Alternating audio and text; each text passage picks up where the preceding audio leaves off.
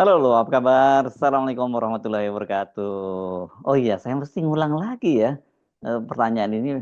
Bagaimana kabar Anda? Ini saya perlu Anda mesti jawab baik-baik ya. Maksudnya dalam pengertian bukan jawabnya baik-baik saja, tapi Anda mesti menjawabnya secara baik-baik. Apakah betul Anda baik-baik saja?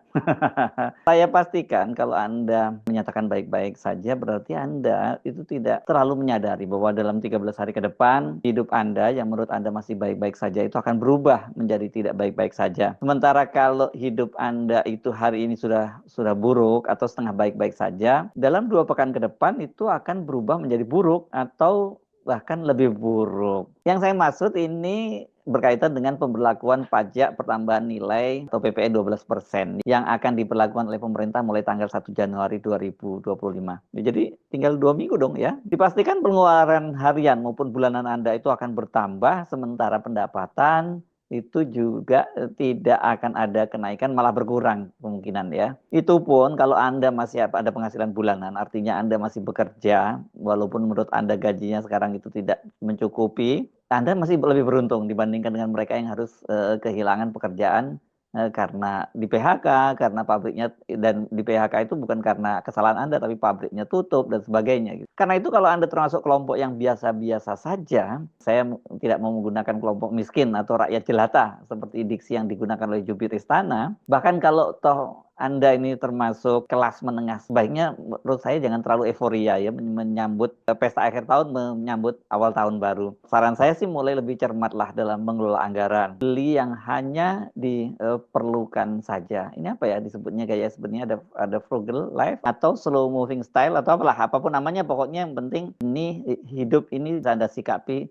seperti bisnis as usual, seperti ya hari-hari yang lalu. Selain itu, saya sarankan Anda juga ikut menandatangani petisi penolakan kenaikan PPN menjadi 12% itu. Siapa tahu hal itu nanti didengar oleh Presiden Prabowo dan dengan kekuasaannya, dengan kebijakannya, itu kemudian membatalkannya. Presiden Prabowo sendiri kan sudah menyatakan itu, bahkan juga ketua harian dari Partai Gerindra yang juga menjadi Wakil Ketua DPR Sufmi Dasko Ahmad menyatakan bahwa ini nanti PPN 12% itu kan akan dikenakan pada sejumlah produk barang mewah saja. Keputusan yang benar gitu ya. Ini artinya yang kena itu hanya orang-orang kaya dan kalangan menengah kan nggak akan terkena dampaknya karena kan boro-boro mengkonsumsi barang mewah ya. Memikirkannya saja tidak. Dan kemudian seperti dikatakan oleh Menko Perekonomian Airlangga Hartarto dan Menteri Keuangan Sri Mulyani, itu akan ada jumlah stimulus untuk mengurangi dampak kenaikan dari PPN 12% itu. Tapi kita asumsikan Presiden Prabowo itu dia mengucapkannya sebagai sebuah kebijakan presiden saja ya.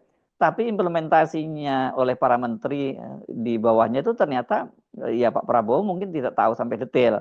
Itu asumsi kita ya. Ini asumsi yang positive thinking, prasangka baik terhadap Pak Prabowo ya. Jadi Pak Prabowo tidak tahu kalau kemudian para menteri-menteri di bawahnya itu memberlakukan PPN 12% itu tidak hanya pada barang yang bersifat barang mewah saja seperti dikatakan oleh Pak Prabowo, tapi juga barang-barang yang langsung dikonsumsi dan bahkan menjadi dalam tanda petik kebutuhan vital sehari-hari dari rakyat. Karena itu sekarang oleh netizen, bahkan juga media konvensional, pernyataan Pak Prabowo yang bahwa PPN 12% itu hanya dikenakan pada barang-barang mewah itu disebut sebagai omon-omon saja. Faktanya memang tidak seperti itu ya. Banyak barang-barang yang jadi kebutuhan rakyat itu juga dinaikkan. Sabun deterjen, kemudian pastikan ini penggunaannya kelas menengah bawah dikenakan PPN 12%. Begitu juga dengan spare part kendaraan bermotor, sepeda motor ini. Penggunanya juga pasti kelas bawah ini. Minyak goreng curah dan terigu itu juga dikenakan PPN 12%, namun 1%-nya itu ditanggung pemerintah. Jadi artinya harganya tidak berubah. Tapi kan di pasaran itu memang bisa ikut hukum semacam itu. Oke, tidak kena 12%, tapi harganya udah naik. Jadi bahkan lebih dari 1% jadinya. Ini kelihatannya maksudnya dari pemerintah itu dengan menyatakan bahwa 1% ditanggung oleh pemerintah berarti tetap 11%, tidak ada kenaikan pajak yang ditanggung oleh rakyat. Pertanyaannya sampai kapan ketentuan itu diberlakukan?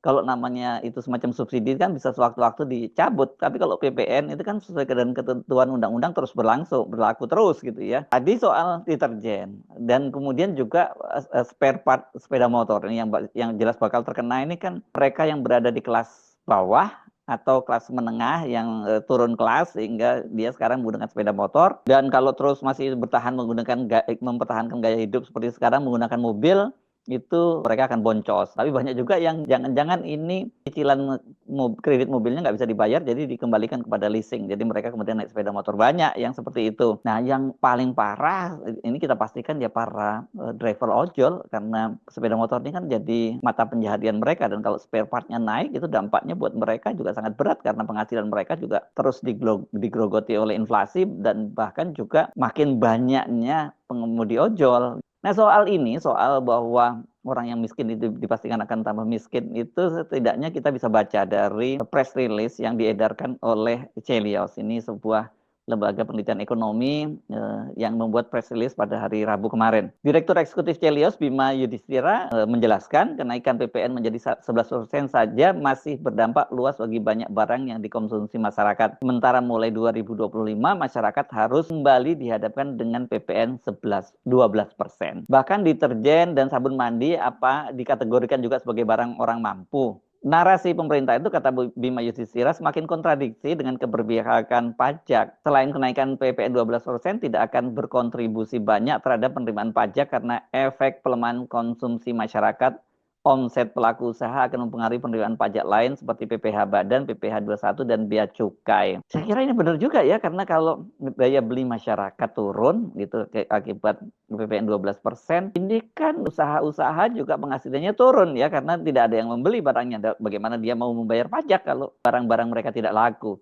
Jadi ini memang logika yang membingungkan gitu. Di satu sisi ingin menyelamatkan keuangan negara dengan meningkatkan penerimaan melalui sektor pajak, tapi di satu sisi ini tingkat ekonomi masyarakat makin turun, juga pemasukan pajak akan juga turun, dan lebih berat lagi pemerintah kalau terjadi banyak pengangguran. Ini kan jadi beban pemerintah yang sangat berat. Nah, seperti saya sebutkan tadi, ini menurut Celios juga bahwa paket kebijakan ekonomi pemerintah itu kan cenderung berorientasi jangka pendek dan tidak ada kebaruan yang berarti. Jadi sewaktu-waktu bisa dicabut, tapi juga yang disebut bahwa itu stimulus ekonomi itu bukan barang baru-baru juga kok gitu. Dia menyontohkan misalnya begini, insentif diskon tarif listrik 50% dan bantuan beras 10 kg.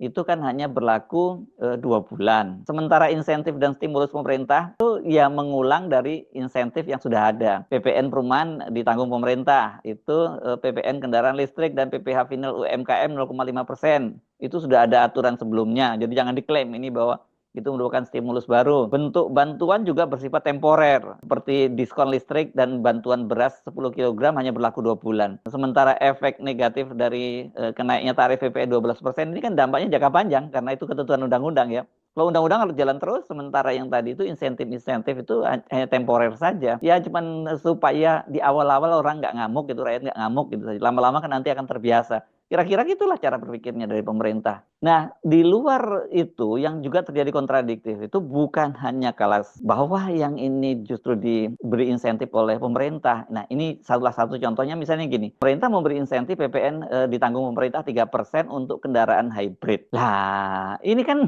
sangat kontradiktif ya. Siapa yang bisa membeli kendaraan hybrid ini, kan sangat mahal ini ya. Dan ini jelas pro orang kaya, karena kemudian kelas menengah ke atas itu mereka diminta untuk membeli mobil hybrid di saat ekonomi Indonesia melambat, dan harga mobil hybrid ini kan pastinya mahal, dan ini cuma membuat konsumen mobil listrik yang notabene kelompok menengah ke atas beralih ke mobil hybrid. Dan kita tahu kan mobil hybrid ini juga masih pakai BBM. Jadi bagaimana ini disebut sebagai keberpihakan pajak, kata Bima. Soal lain yang perlu diperhatikan bahwa pemberian insentif berupa ditanggung pemerintah itu bisa dicabut kapan saja dan menimbulkan ketidakpastian tarif PPN barang-barang tersebut kelak. Jadi ya, bagaimana kalau itu dicabut? Ya otomatis kan akan jadi 12% semua. Kita bayangkan kalau misalnya terigu yang sekarang tetap 11%, walaupun dinaikkan 12% karena 1%-nya ditanggung oleh pemerintah. Ini perhatikan juga bahasa ini ya, bahwa tetap 12%, tapi 1% ditanggung oleh pemerintah, termasuk minyak curah tadi ya, minyak goreng curah. Terigu itu jangan dianggap ini walaupun barang impor, ini dianggap barang mewah. Sekarang justru ini jadi makanan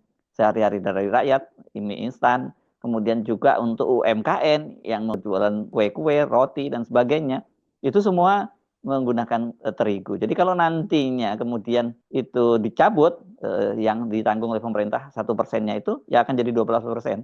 Jadi betul-betul ini klaim Sri Mulyani dan Airlangga kenaikan tarif PPN untuk mematuhi undang-undang pajak itu hanya omong kosong belaka. Saya juga heran nih dengan argumen dari Menko Perekonomian Erlangga Hartarto dan Sri Mulyani, ini Menteri Keuangan yang menyatakan bahwa bukan kami yang membuat aturan ini, kami hanya mematuhi undang-undang saja.